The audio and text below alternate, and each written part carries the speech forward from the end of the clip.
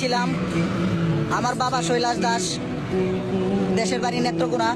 আমি সপরিবারে, আমার 2 ছেলে 2 মেয়ে এবং আমার পরিবার ঝর্ণা রানী সহ আমি ছিলাম শ্রী সুমন দাস।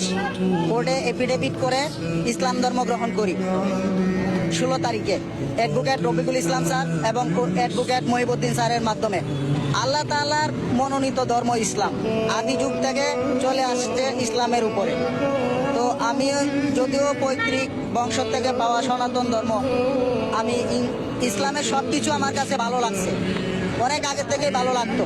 যার জন্য আমার 2 ছেলে ঢাকায় পড়াশোনা করে, একজন কলেজে শৈবাল দাস, তিনিও এখন নাম পরিবর্তন করে হয়েছেন জুলফিকার। আরেকজন আছেন ছোট, ক্লাস 9-এ পড়াশোনা করে, সেও নাম পরিবর্তন করে, এখন তার নাম রাখা হয়েছে আরমান। আয়েশা বেগম, আগে ছিল ঝর্ণা রানী, এখন হয়েছে আয়েশা বেগম। না, আমি সিলেট কোর্টে এফিডেভিট করেছি নেত্রকোনায়। আমি কোর্টে এফিডেভিট করতে চেয়েছিলাম, কিন্তু আমার পরিবারের লোকজন, আত্মীয় স্বজন আমাকে বাধাগ্রস্ত করায় কোর্টে এফিডেভিট করতে পারিনি। যার জন্য আমি সিলেট কোর্টে আলহামদুলিল্লাহ অনেক সুন্দর মতো কোর্টে এফিডেভিট করতে পেরেছি, কোনো সমস্যা হয় নাই। তখন রিক্সা চালাই না, এটা ভাড়া না, কোথাও কোনো সমস্যা নেই ইনশাআল্লাহ, আলহামদুলিল্লাহ কোথাও কোনো সমস্যা নেই আলহামদুলিল্লাহ। অনেকেই সাহায্য সহযোগিতা করেছেন।